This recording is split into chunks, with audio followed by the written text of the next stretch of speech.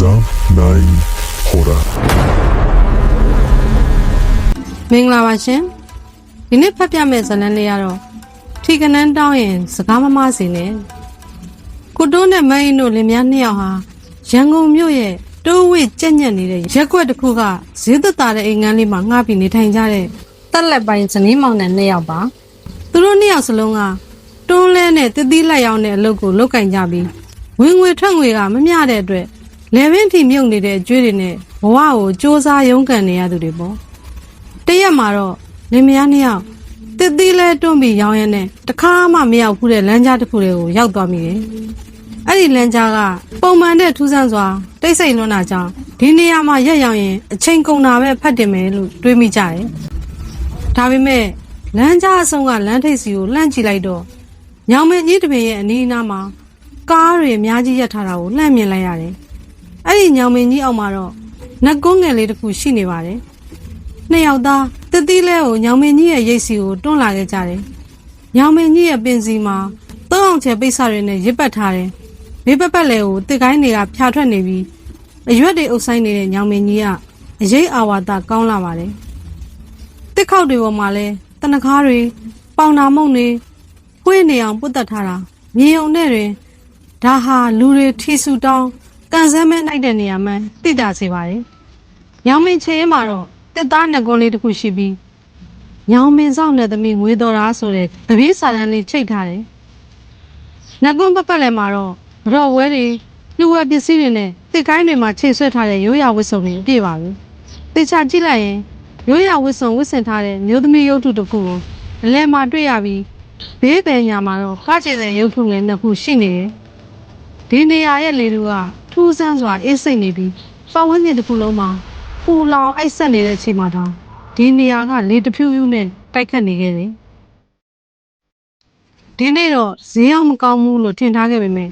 လူတွေတဖွဲဖွဲလာနေတာကြောင့်ဈေးကတော်တော်လေးရောင်းသွက်ခဲ့ပါတယ်။ညနေဆောင်အထိအချိန်တွေကုန်လွန်သွားတဲ့အခါမအိမ်တယောက်လူတစုဝက်ကောင်းနဲ့ကြော်ဝဲအကြီးကြီးတွေကင်ပြီးနှက်ကွန်းစီလာနေတာကိုသတိပြုမိသွားတယ်။ဆက်စုချင်းစိမ့်နဲ့အနားကိုတိုးသွားပြီးသူတို့ကြော့ပြီးတာနဲ့ချက်ချင်းပဲဝင်မေးလိုက်တော့တယ်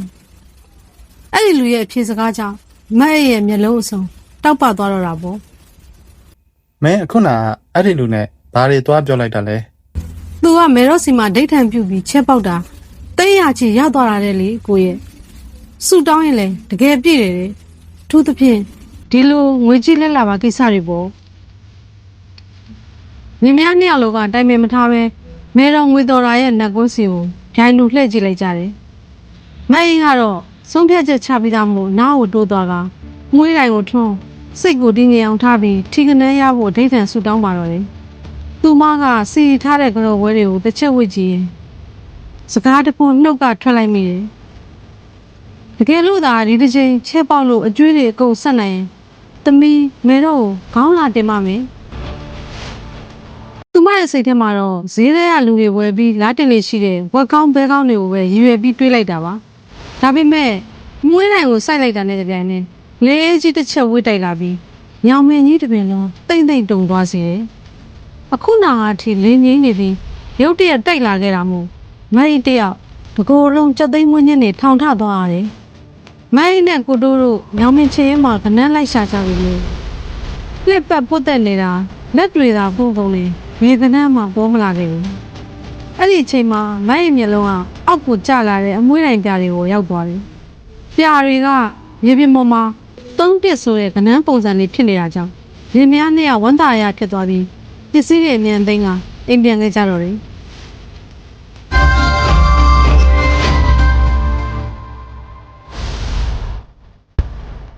ထီထွက်တဲ့အချိန်ရောက်တဲ့အခါမအိမ်ရခဲ့တဲ့သုံးတစ်ဆိုတဲ့ကနန်းကတကယ်ပဲအကျိုးပေးခဲ့ပါတယ်။သူမငွေအမြောက်များရခဲ့ပြီးအဲ့ဒီငွေကသူတို့တင်နေတဲ့အကျွေးပမာဏနဲ့အတိအကျကွက်တိပါပဲ။ဒါပေမဲ့အကျွေးတွေအကုန်စင်ဆက်မဲ့စားလင်မယားနှစ်ယောက်ကအကျွေးကိုတဝက်စီပဲဆက်ပြီးကြံတဲ့ငွေကိုပိုင်သုံးဆောင်အတွက်သုံးပြလိုက်ကြတယ်။ပြီးတော့သူတို့ဒိတ်ထန်ပြုတ်ခဲ့တာကိုလုံးဝမေးလျော်သွားခဲ့ကြတယ်။အဲ့ဒီညတကောင်ကျင်းမြောင်းလာတဲ့အိမ်ငန်းလေးထဲမှာတော့မတ်အိတ်နဲ့ကိုတိုးတို့အိပ်ပျော်နေတော့တောက်တဲ့မြေတန်း၃ချိန်ဆက်တိုက်ထွက်ပေါ်လာခဲ့တယ် မအိတ်တယောက်အိတ်ချင်မှုတို့နဲ့မျက်လုံးဖွင့်လာတဲ့အချိန်မှာအခန်းအပြင်ကနေစီတန်မောင်းတန်လိုတူရိယာတန်တွေကိုကြားလိုက်ရတယ်အတန်ကတဖြည်းဖြည်းမြန်လာပြီးမကြခင်မှာပဲမျက်နှာတစ်ပြင်လုံးဖွေးနေတဲ့ကချေတဲ့မျိုးသမီးနှစ်ယောက်ကအခန်းတစ်ကားကိုဖျက်ကျော်ပြီးကခုံရင်ဝင်လာကြတယ်မအိတ်တယောက်ကြောက်လန့်တကြားနဲ့အော်ဟစ်ပြီးခြေရင်းဘက်မှာလာကပြနေတဲ့တစိကချေတဲ့တွေကိုစိုက်ကြည့်နေမိတယ်ဘေးမှာအိပ်ပျော်နေတဲ့လင်းတော်မောင်ကိုဘလို့ပဲလှုပ်လို့ကိုတို့ကတော့လုံးဝနိုးမလာခဲ့ဘူးကကြည်တွေကလည်းနေရာတင်ဆက်ကနေစမှုမအိတ်တယောက်ဆောင်းကိုခေါင်းမူချုံကြောက်လို့တုံရင်းနေရင်းနဲ့အဲ့ဒီတူရိယာတန်တွေကိုမိုးလင်းတဲ့အထိနားထောင်နေခဲ့ရတယ်မနဲ့ရောက်တော့မအိတ်ကကြောက်လန့်နဲ့ညကကြုံခဲ့သမျှကိုတို့ကိုပြန်ပြောပြပြီးနတ်သမီးငွေတော်ရာစီသွားမဆက်ရသေးတာကိုသတိရသွားကြတယ်ဒါကြောင့်နှစ်ယောက်သားဈေးကိုပြေးပြီးဝက်ကောင်းဘဲကောင်းကြက်ကောင်လုံးတွေအစုံလင်ဝယ်ပြီးအမြန်ဆုံးသွားကြတော့ကိုပြင်ကြတော့တယ်။လက်ကွန်းစီရောက်တဲ့အခါမိုင်းကတုံတုံရီနဲ့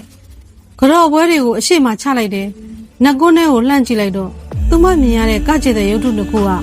အိမ်မက်ထဲအတိုင်းတထရာတဲ့တူနေတာကိုတွေ့ရလို့ကိုယ်လုံးကြက်သီးတွေတပြန်းပြန်းထသွားပြန်တယ်။ကြော်နေတော့မှပဲမလန်းမကန်းကမျက်စိလဲနေတဲ့အဖွားကိုတယောက်ကိုသတိပြုမိတယ်။ဖွားကသူမကိုခဏလှမ်းကြည့်နေတာကြောင့်မိုက်စိတ်ထဲမှာတမျိုးဖြစ်သွားရတယ်။သမီးဒါတွေဘာလို့အများကြီးတဲလာတာလဲ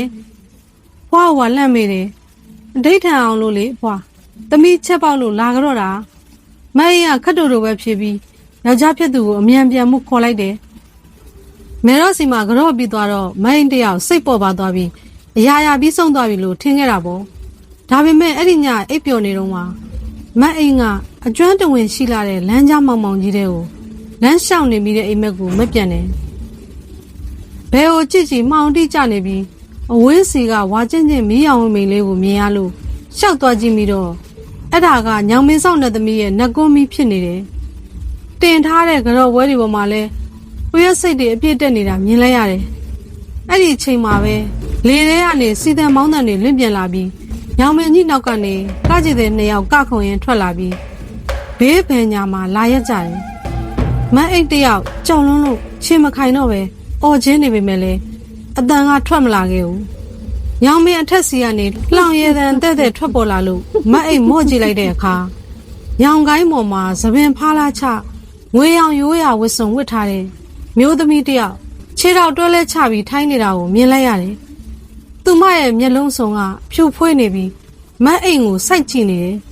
ဒါပေမဲ့မတ်အိမ်ကိုအသက်ရှူမတက်ထိတ်လန့်သွားစေတာကတော့အဲ့ဒီနှစ်သမီးရဲ့ပေါင်ပေါ်မှာမတ်အိမ်ရဲ့အဖြတ်ခံထားရတဲ့ခေါင်းကြီးကိုတင်ထားတာကိုမြင်လိုက်ရတာပါပဲမတ်အိမ်တယောက်အော်ဟစ်ပြီးလန့်လို့လာတော့တကိုယ်လုံးချွေးတွေရွှဲလို့ပေါ့ကိုတိုးလဲလန့်လို့လာပြီးဇနီးဖြစ်သူကိုအကျိုးအကြောင်းမေးရတယ်မတ်အိမ်ကတုံရင်းနေတဲ့အတန်နဲ့အိမ်မက်ကိုပြန်ပြောပြပြီးမနေ့ပြန်နတ်ကွန်းစီတစ်ခေါက်ပြန်သွားဖို့ကိုတိုးကိုတောင်းဆိုပါတော့တယ်နောက်တနေ့နတ်ကွန်းစီရောက်တဲ့အခါမအိမ်ကကြောက်လန့်နဲ့လှမ်းကြည့်မိတယ်အဲ့ဒီအဖွားကိုထပ်တွေ့ရနဲ့ချက်ချင်းပဲအနားကိုပြေးသွားပြီးကြုံတွေ့ရသမျှကိုအကုန်ရင်ဖွင့်ပြောပြလိုက်တယ်အဲ့ဒီတော့ကညီနှုတ်ကဘာပြောလိုက်မိသလဲသမီးလဲသူများတွေလိုခေါင်းလာတင်ပါမယ်လို့ပြောလိုက်တာပါအဖွားမနေ့ကလည်းလားတင်ပြီးပြီပဲအဖွားလည်းမြင်သားနဲ့အဲ့ဒီတော့ညီးကဆူတောင်းတော့က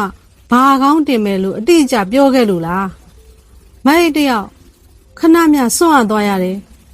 တေချာပြန်စဉ်းစားကြည့်တော့သူမကဘာကောင်းဆိုတာအတိအကျနာမည်တက်မပြောခဲ့မိတာအမှန်ပါပဲမအိတ်ကခေါင်းခါပြလိုက်မိတဲ့အခါအဖွားကရေရွတ်လိုက်တယ်မေတော်ကညီးရဲ့ခေါင်းကိုလိုချင်နေတာဟဲ့ဒီဝက်ကောင်းဘဲကောင်းတွေကိုလိုချင်တာမဟုတ်ဘူးဒီစကားကိုကြားလိုက်ရတော့မိုင်းတယောက်သွေးပြက်မတက်ခံစားလိုက်ရတယ်အဖွားကိုကယ်ပါအောင်လို့တောင်းပန်ပြီးတော့တယ်ဖွားကလည်းဘုန်းကြီးเจ้าကိုသွားပြီးဆရာတော်တွေစီမှာအကူအညီတောင်းဖို့လမ်းညွှန်နိုင်ခဲ့တယ်မိုင်းတို့လည်းများဘုန်းကြီးเจ้าစီချက်ချင်းပြေးပြီးဆရာတော်ကိုဖြစ်ကြောင်းကုန်စင်တုံတုံကြီးနဲ့ရှောက်ထားကြတော့တယ်ဆရာတော်ကဒါကိုဖြစ်ရှင်းမှုရရခြေချင်းအနေနဲ့ကလေးကစားစရာမြေရုပ်ကလေးတစ်ခုကိုလုပ်ဖို့မိန်ကြားပါတယ်မအိတ်ရဲ့သပင်ခြေသက်လက်သေးတွေကိုမြေစင်းနဲ့ရောနေပြီးမအိတ်ရဲ့နာမည်နဲ့ဇာတာကိုရွတ်ဖက်က ကိုစားပြုအယုတ်လှုပ်လိုက်တာပေါ့အယုတ်လှုပ်ပြီးတဲ့အခါဆရာတော်ကဓာတ်နဲ့အဲ့ဒီမြေရုပ်ရဲ့ခေါင်းနဲ့ကိုယ်ကိုနှစ်ပိုင်းဖြတ်တောက်လိုက်ပြီးမတ်အိမ်ကိုပေးရကညောင်မင်းကြီးစီကိုပြန်သွားထားဖို့မိတ်လိုက်တယ်မတ်အိမ်လည်းနှက်ကွန်းစီကိုပြန်လာပြီးဆရာတော်မိတ်နဲ့အတိုင်းအယုတ်ကိုချထားရင်သမီးခေါင်းလာဆက်ပါပြီမဲတော့အဲ့ဒီလိုပြောလိုက်တယ်ပြောပြီးတာနဲ့လေးအေးကြီးကချက်ချင်းတိုက်ခိုက်လာပြီးညောင်ကိုင်းတွေအချင်းချင်းပုတ်တိုက်တန်ကကြောက်စရာကောင်းအောင်ထွက်ပေါ်လာပါတယ်မအိမ်တယောက်အပေါ်ကိုမော့မကြည့်ရတော့ပဲချက်ချင်းထပြီးအမြန်ဆုံးလက်ထွက်လာခဲ့ရတယ်ဆရာတော်မှားထားတဲ့အတိုင်းမလို့အတန်မင်းကြကြနောက်ကိုလှည့်မကြည့်ပဲရှောက်လာခဲ့တော့တယ်အဲ့ဒီနေရာစပြီးမအိမ်နဲ့ကိုတိုးတို့ဟာညောင်မင်းဆောင်မယ်တော်ရဲ့နှကွန်းရှိတဲ့လမ်းကြားစီကိုတစ်သီးလဲတွန်းပြီးဘယ်တော့မှခြေဦးမလဲခဲ့ကြတော့ဘူးကျမတို့တွေတကိုးကြီးတဲ့ပုံကိုယ်တွေနန်းနန်းတွေစီမှာဆူတောင်းတိတ်ထန်ပြုတ်တဲ့အခါရေးအကြီးဆုံးကသစ္စာစကားပါပဲမိမိပြောမဲ့စကားကိုတိတိကျကျပြောရပါမယ်မဲအီလိုမျိုးဝေဝါးတဲ့စကားပြီးဆိုတဲ့စကားတွေကိုမပြောမိဘူးလိုအပ်ပါတယ်ဘာဖြစ်လို့လဲဆိုတော့တစ်ဖက်ကအရာတွေကကျမတို့တွေးသလိုမျိုးအတိတ်ပဲကောက်ချင်မှကောက်မှမလို့ပါအဆုံးထိနားဆင်ပေးတဲ့အတွက်ကျေးဇူးအများကြီးတင်ပါတယ်ရှင်